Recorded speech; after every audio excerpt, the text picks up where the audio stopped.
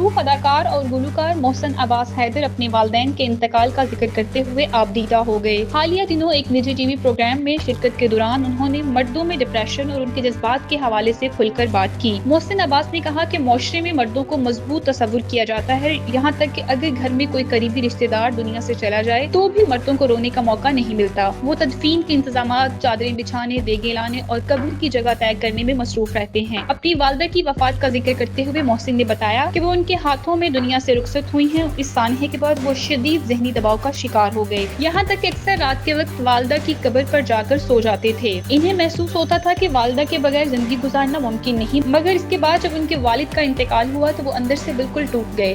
محسن عباس کا کہنا تھا کہ وہ اپنے گھر میں سب سے چھوٹے تھے، لیکن ہمیشہ انہیں بڑا بننے پر مجبور کیا گیا۔ انہوں نے کہا کہ وہ والد کو یاد کر کے کھل کر رو نہیں سکتے، کیونکہ وہ نہیں چاہتے کہ ان کا بیٹا یا بھانجے انہیں کمزور دیکھیں۔ اداکار نے مزید کہا کہ مردوں کے رونے کے لیے صرف باتھ رومز ہوتے ہیں اور ان کے چیخنے چلانے کے لیے گاڑیاں۔